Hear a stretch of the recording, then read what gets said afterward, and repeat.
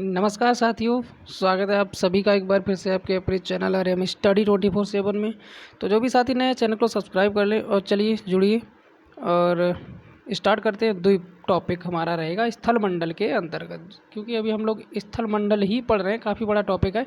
स्थल मंडल के अंतर्गत जो भी आता है आपका द्वीप, महाद्वीप और जो भी है वनस्पति वगैरह, जो भी सारा कुछ इसी में कवर हो जाएगा। तो एक एक टॉपिक करके पढ़ते हैं। तो फिलहाल आज हमारा है द्वीप, ठीक है। कल हम लोगों ने अक्षांश देशांतर से संबंधित प्रश्न पढ़े थे और आज पढ़ेंगे द्वीप से संबंधित। चलिए प्रश्नों को स्टार्ट करते हैं सीधा सीधा, समय को खराब न करते हुए। तो चलिए पहला प्रश्न है, द्वीपों की सर्वाधिक संख्या किस महासागर में देखने को मिलती है? चूँकि हाँ ठीक है, तो द्वीपों की सर्वाधिक संख्या किस महासागर में देखने को मिलती है? तो ये आपको प्रशांत महासागर में देखने को मिलती है। अभी हम लोगों ने महासागर का टॉपिक नहीं पढ़ा है, तो हम लोग आगे जाके उसे कवर जरूर करेंगे, ठीक है।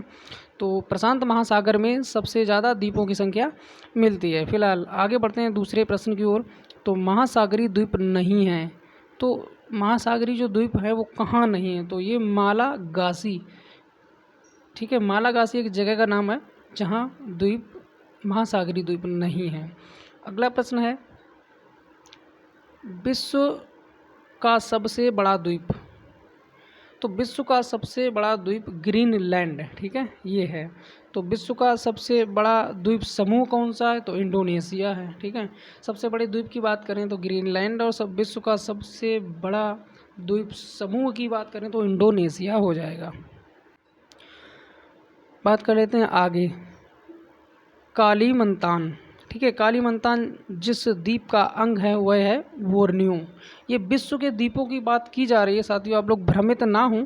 जो आपके हिंद महासागर, प्रशांत महासागर, ये जब हम लोग पढ़ेंगे भारत, और शायद पढ़ भी चुके होंगे अगर आप, चलिए हम वीडियो को जो है, जो भारत का भूगोल पढ़ रहे थे शायद उसमें पढ़ चुके हैं। एक बार हम चेक करके आपको लिंक जो है प्रोवाइड करा दूंगा। चलिए फिलहाल ये जो हमारे द्वीप हैं ये कहाँ के हैं? विश्व की बात हो रही है यहाँ पे, तो विश्व के द्वीप की बात हो रही है।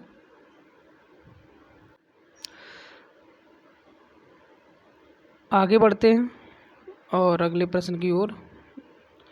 चलिए इसमें कहा गया है, हिंद महासागर में स्थित सबसे बड़ा द्वीप कौन सा है? तो हिंद महासागर में बोर्नियो है। सेशेल्स द्वीप कहाँ स्थित है? तो ये हिंद महासागर में। देखिए साथियों, काफ़ी महत्वपूर्ण प्रश्न है। आप जो बड़ी बड़ी परीक्षाएं देते हैं ना, उनमें यहीं से प्रश्न पूछे जाते हैं। हम लोग भ्रमित हो जाते हैं, ये प्रश्न आया कहाँ से, हमने तो कभी पढ़ा ही नहीं है। तो चलिए यहाँ पर आपको सारे प्रश्नों की चर्चा की जा रही है। किस द्वीप को अग्निद्वीप के नाम से जाना जाता है? तो साथियों आइसलैंड, आइसलैंड एक द्वीप है जिसे अग्निद्वीप के नाम से भी जानते हैं। किस द्वीप को प्रशांत महासागर का चौराहा कहा जाता है? तो साथियों हवाई द्वीप को जो है प्रशांत महासागर का चौराहा कहा जाता है। आगे बढ़ते हैं, किस द्वीप को प्राचीन नाम सैंडविच द्वीप कहते हैं? तो चलिए सैंडविच द्वीप कहते हैं हवाई द्वीप को। इंडोनेशिया की राजधानी जकार्ता किस द्वीप पर स्थित है? तो चलिए यहाँ पर एक और प्रश्न आपको जानने को मिला, इंडोनेशिया की राजधानी कहाँ है? जकार्ता। तो जकार्ता किस द्वीप पर स्थित है? ये जावा में स्थित है, ठीक है। अगला प्रश्न है, जापान की राजधानी टोक्यो किस द्वीप पर स्थित है? यहाँ पर भी आपको जापान की राजधानी देखने को मिल रही है टोक्यो। तो ये जो है होन्शु द्वीप पर जो है स्थित है टोक्यो, जापान की जो कि राजधानी है। जापान का सबसे बड़ा द्वीप होन्शु ही है, ठीक है। और अगला प्रश्न है, जापान का सबसे बड़ा द्वीप। चलिए यहाँ पर ये भी आपको देखने को मिला है। तो जापान का सबसे बड़ा द्वीप, सॉरी सबसे छोटे द्वीप की बात हो रही है। तो जापान का बड़ा द्वीप हम लोग पढ़ चुके हैं, होन्शु है। और जापान का सबसे छोटा जो द्वीप है वो है शिकोकू, ठीक है। ये छोटे की बात हो रही है यहाँ पे, छोटे की। और बड़ा द्वीप हम लोग पढ़ चुके हैं, ये बड़ा द्वीप है, ठीक है, होन्शु। अगला जो है भारत का, एक सेकेंड, भारत का सबसे बड़ा द्वीप, चलिए ये तो बहुत महत्वपूर्ण है। भारत का सबसे बड़ा द्वीप है मध्य अंडमान, ठीक है। और भारत का सबसे, किधर गया, हाँ ये रहा, ये तो सबसे बड़ा हो गया मध्य अंडमान। और भारत का दक्षिणतम द्वीप कौन सा है? तो ये ग्रेट निकोबार, ठीक है, ये दक्षिणतम है। और मध्य अंडमान जो है वो आपका सबसे बड़ा द्वीप है। आगे कौन सा द्वीप इंडोनेशिया का हृदय स्थल कहलाता है? तो ये है जावा। आगे बढ़ते हैं। जापान का नागासाकी नगर किस द्वीप पर स्थित है? साथियों, जापान का जो नागासाकी है वो क्यूशू द्वीप पर स्थित है। नागासाकी का काफ़ी नाम आपने सुना होगा, जहाँ जो है अमेरिका ने इसका विखंडन किया था परमाणु बम डालकर 1945 में, उसी की बात हो रही है। वही नागासाकी है, ये एक हिरोशिमा और एक नागासाकी, दोनों जगह जो है परमाणु बम डाला गया था। उसका असर बताया जाता है कि अभी भी है। फिलहाल हम लोग आगे बढ़ते हैं। एशिया का सबसे बड़ा द्वीप कौन सा है? तो ये है बोर्नियो। अगला है, भारत एवं श्रीलंका के मध्य विवाद किस द्वीप को लेकर है? तो भारत और श्रीलंका के मध्य जो विवाद है वो है कच्चा तिबू द्वीप एक है, उसके नाम से है। उसी के मध्य जो है भारत और श्रीलंका में विवाद अभी भी चल रहा है। तो चलिए आगे बढ़ते हैं। चलिए देखिए, भारत एवं बांग्लादेश के मध्य, चलिए भारत बांग्लादेश के मध्य भी एक विवाद है, और किस द्वीप को लेकर है? तो ये न्यूमूर द्वीप के को लेकर जो है भारत और बांग्लादेश के बीच में विवाद है। आज इस द्वीप टॉपिक का अंतिम श्रीहरिकोटा द्वीप स्थित है, तो ये पुलिकट झील में स्थित है श्रीहरिकोटा द्वीप। चलिए, द्वीप का टॉपिक यहाँ पर समाप्त होता है। अब पढ़ते हैं प्राकृतिक वनस्पति। ठीक है, तो प्राकृतिक वनस्पति देखिए क्या क्या आ जाएगा, बहुत अच्छा टॉपिक है प्राकृतिक वनस्पति। चलिए पढ़ते हैं। सदाबहार वर्षा वन कहाँ पाए जाते हैं? तो ये ब्राज़ील में पाए जाते हैं। साथियों याद रखना, सदाबहार वर्षा वन ब्राज़ील है ना, सदाबहार वन पाए जाते हैं।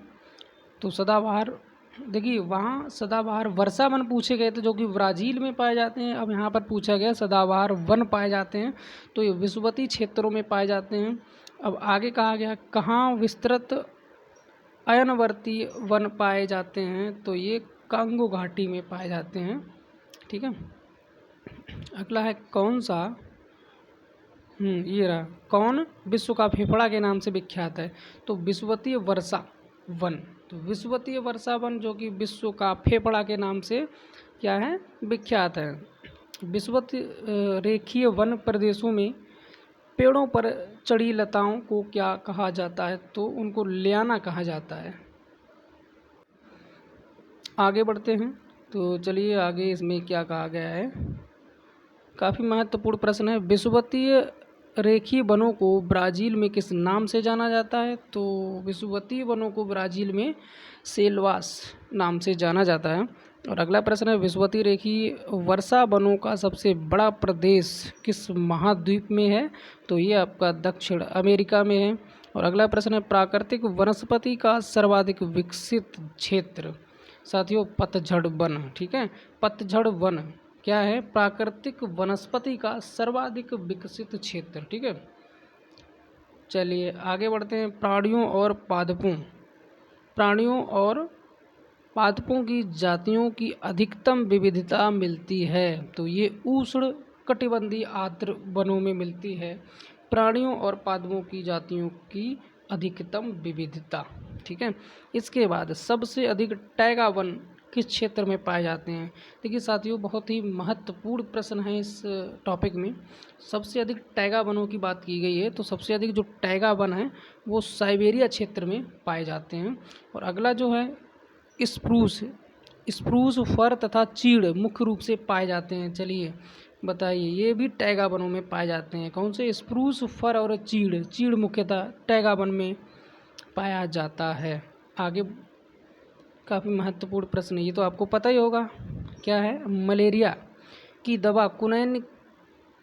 ठीक है, कुनैन से बनती है, आपको पता है। मलेरिया की दवा कुनैन किस वृक्ष से प्राप्त की जाती है?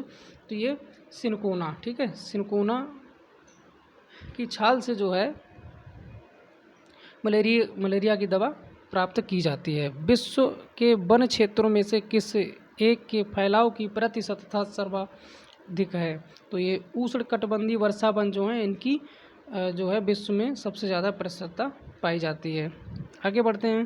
देखिए काफ़ी महत्वपूर्ण प्रश्न, ऑब्जेक्टिव सवाना का सर्वाधिक विस्तार। चलिए बताइए, सवाना का सबसे ज़्यादा विस्तार किस महाद्वीप पर, महाद्वीप की बात यहाँ पर हो रही है, ठीक है। चूँकि हम अफ्रीका, एशिया, दक्षिण अमेरिका और उत्तरी अमेरिका ये नाम पढ़कर ही पता चल जाता है कि ये महाद्वीप हैं, ठीक है। तो चलिए, सवाना सर्वाधिक किस महाद्वीप में स्थित है, मतलब विस्तार कहाँ है, ये आपको बताना है। तो साथियों याद रखना, इसका आंसर हो जाएगा आपका ऑप्शन नंबर ए, अफ्रीका महाद्वीप में सवाना का सर्वाधिक विस्तार है। आगे बढ़ते हैं। अगला प्रश्न है, दक्षिणी अमेरिका का चौड़ा वृक्ष रहित घास मैदान कहलाता है, तो ये पंपास। प्रश्न को एक बार फिर से पढ़ते हैं, महत्वपूर्ण है। दक्षिणी अमेरिका का चौड़ा वृक्ष रहित घास मैदान कहलाता है, यानी जो अमेरिका में चौड़ा वृक्ष रहित घास का जो मैदान है, यानी चौड़ा सा एक मैदान है, घास सहित नहीं, घास रहित, यानी कि जिसमें घास नहीं है, उस मैदान को क्या कहा जाता है, तो पंपास कहा जाता है। तो ये कहाँ है पंपास? ये पंपास जो है दक्षिणी अमेरिका में, ये भी आपको याद रखना है। अगला प्रश्न है आपका, निम्नलिखित में से कौन शीतोष्ण घास का मैदान नहीं है? चलिए बताइए, शीतोष्ण घास का मैदान नहीं है। Option number A pampas, B veld, C downs,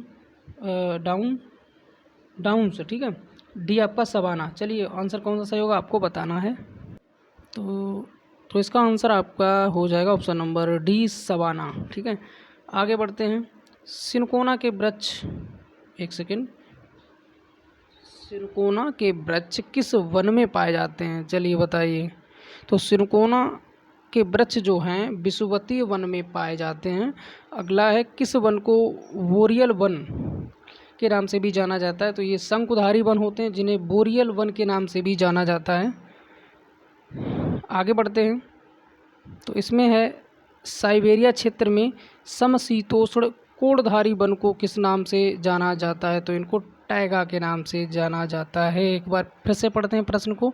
Siberia क्षेत्र में समशीतोष्ण कोणधारी वन किस नाम से जाना जाता है? तो ये टैगा के नाम से जाना जाता है। अगला प्रश्न है, शंकुधारी वन कहाँ पाए जाते हैं? तो शंकुधारी वन शीतोष्ण क्षेत्र में पाए जाते हैं। अगला प्रश्न है, भूमध्य रेखा के निकट किस तरह के वन पाए जाते हैं? ये आपके पाए जाते हैं उष्ण कटिबंधीय वन, ठीक है। तो बढ़ते हैं आगे, और कुछ प्रश्न और इसमें। चलिए एक सेकेंड, दिख नहीं रहा प्रश्न, हाँ अब ठीक है। इसमें कहा गया है डेल वर्जिया जाति किससे संबंधित है? तो ये शीशम की एक प्रजाति होती है, ठीक है, डेल वर्जिया। अगला प्रश्न है, 2000 से 2005 की अवधि में वन क्षेत्र का सर्वाधिक ह्रास जहां देखा गया वह है इंडोनेशिया। तो इंडोनेशिया में 2000 से 2005 के बीच जो है सबसे ज़्यादा ह्रास देखा गया था वनों का। और आज के वीडियो का जो अंतिम प्रश्न है, पृथ्वी को कितने समय कटिबंधों में बांटा गया है? तो ये 24 हो जाएगा इसका आंसर। और अगला जो हमारा टॉपिक है वो है चट्टानों से संबंधित, ठीक है। तो अगले टॉपिक में हम लोग पढ़ेंगे चट्टान, यानी चट्टानों से संबंधित जितने भी महत्वपूर्ण प्रश्न होंगे उनकी चर्चा अगले वीडियो में करेंगे। और ये चट्टानों के बाद आएगा आपका भूकंप, ठीक है, इसको हम लोग एक ही में कवर कर लेंगे। फिलहाल पढ़ते रहिए, हंसते रहिए, मुस्कुराते रहिए। और अगर आप चैनल पे नए हैं तो चैनल को सब्सक्राइब ज़रूर करें। चलिए मिलते हैं अगले वीडियो में अगले टॉपिक के साथ, तब तक के लिए नमस्कार, जय हिंद, जय भारत।